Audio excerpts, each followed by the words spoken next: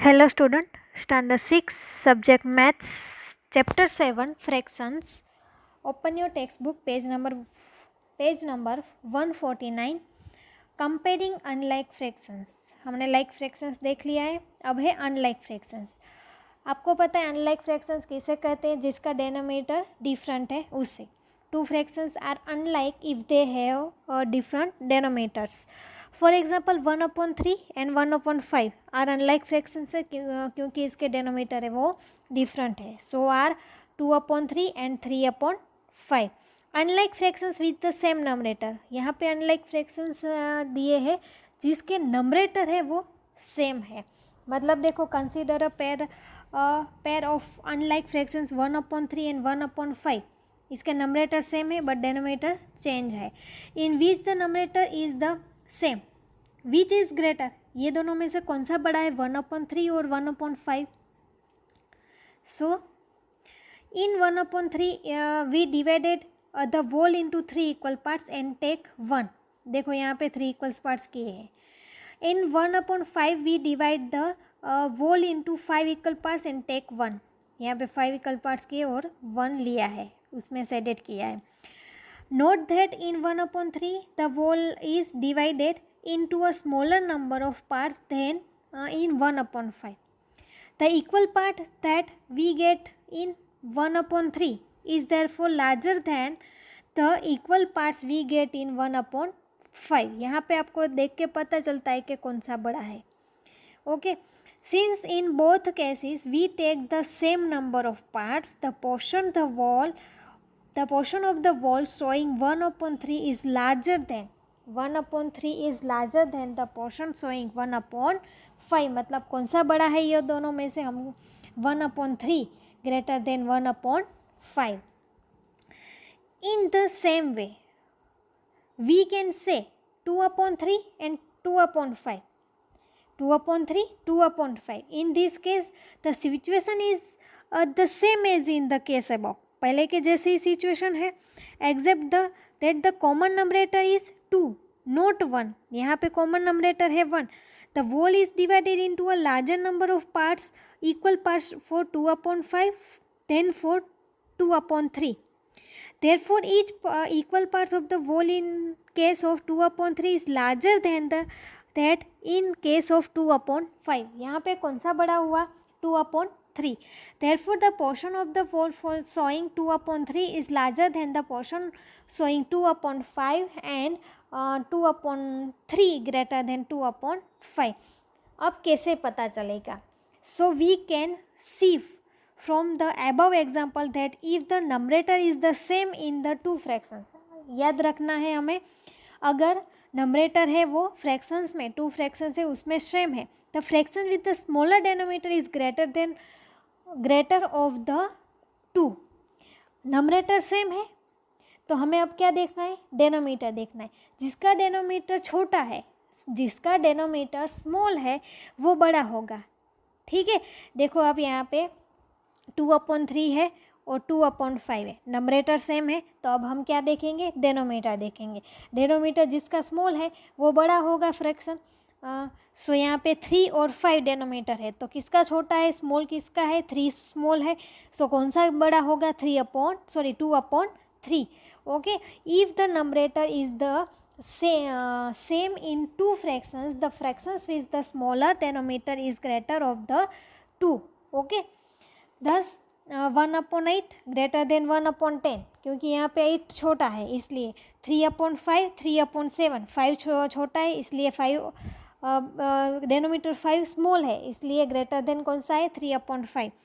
4/9 greater than 4/11, क्योंकि 9 small denominator है इसलिए वो 4/9 बड़ा होगा. Let us arrange 2/1, 2/13, 2/9, 2/5, 2/7 in increasing order. Okay, all these fractions are unlike. ये सभी unlike fractions है, but that numerator is the same. पर उसके numerator है वो क्या है? Same है. Hence in such case the larger the denominator, the smaller is the fractions. The larger denominator is smaller than the fractions. The smallest is 2/13. smallest क्या होगा इसमें? 2/13. As it has the largest denominator. ये क्या है? The smallest is 2/13 है, सबसे छोटा। As it has the largest denominator, उसका डेनोमीटर बड़ा है इसलिए। The next 3 fractions in order to top 2/9, 2/7, 2/5। The greatest fraction is 2/1। सबसे बड़ा कौन सा है? 2/1। हमें, क्योंकि हमें क्या चेक करना होता है, अगर नंबरेटर सेम है तो हम डेनोमीटर जिसका छोटा है वो बड़ा होगा fractions. So the greatest fraction is 2/1. It is with the smallest denominator. The arrangement in increasing order therefore is 2/13, 2/9, 2/7, 2/5, 2/1. ascending increasing order में इसे ऐसे अरेंज करते हैं। ये ट्राई दिस वाला है, वो आपको ट्राई करना है, ठीक है। यहाँ पे असेंडिंग ऑर्डर और डिसेंडिंग ऑर्डर में आपको अरेंज करना है। Suppose we want to compare 2/3 and 3/4। अब देखो यहाँ पे नंबरेटर भी सेम नहीं है तो हम कैसे चेक करेंगे? सो चलो, their numerator are different and so are their denominator. यहाँ पे नंबरेटर और डेनोमीटर दोनों डिफरेंट है। We know how to compare like fractions with the same denominator. We should therefore try to change the denominator of the given fractions so that they become equal. For this purpose, we can use the method of equivalent fractions which we already know. यहाँ पे हम कौन सी method use करेंगे? Equivalent fractions की। मतलब हम पहले उसका डेनोमीटर वो सेम करेंगे, ओके वो आप जानते हैं method. Using this method we can change the denominator of the fractions without changing its value. देखो, let us find equivalent fractions of both 2/3 and 3/4। अब 2/3 सो मल्टीप्लाई 2 से किया है तो सो क्या हो गया? 4/6। देन 3 से मल्टीप्लाई करते हैं, 2 × 3, 2 × 3 = 6/9, ऐसा 8/12, 10/15। जो 2 का टेबल आता है वो, और नीचे 3 का टेबल देखो, 2 × 1 = 2, 2 × 2 = 4, 2 × 3 = 6, ऐसे है। सिमिलरली वैसे ही इसमें है 3/4, 3 × 2 = 6, 6/8, 3 × 3 = 9 और 4 × 3 = 12, 9/12, 12/16, ऐसे है। So the equivalent fraction of 2/3 and 3/4 with the same denominator 12 are 8/12। यहाँ पे देखो सेम डेनोमीटर कहाँ पे होता है? 8/12 और 9/12 में होता है respectively. So 2/3 is equal to 8/12 and 3/4 is equal to 9/12।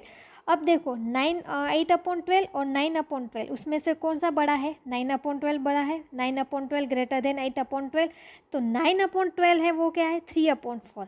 So 3/4 greater than 2/3, okay. देखो एग्जाम्पल है, compare 4/5 and 5/6। The fractions are unlike fractions, ये अनलाइक फ्रैक्शंस है। Their numerator are different to let the right their equivalent fractions. हम equivalent fraction लिखते हैं। 4 × 1 = 4, 4 × 2 = 8, 4 × 3 = 12, 4 × 4 = 16, ऐसे लिखा है। और 5 × 1 = 5, डेनोमीटर में वैसे किया है।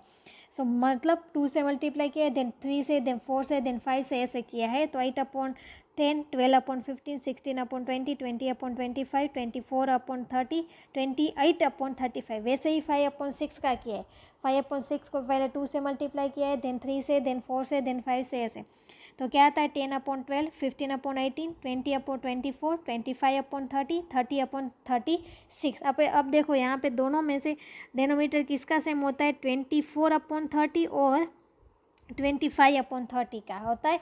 सो 25/30 बड़ा है, मतलब 5/6 बड़ा है। देखो यहाँ पे 4/5 is equal to 24/30 और 5/6 is equal to 25/30। अब 25/30 बड़ा है, तो 5/6 ग्रेटर देन 4/5, ओके।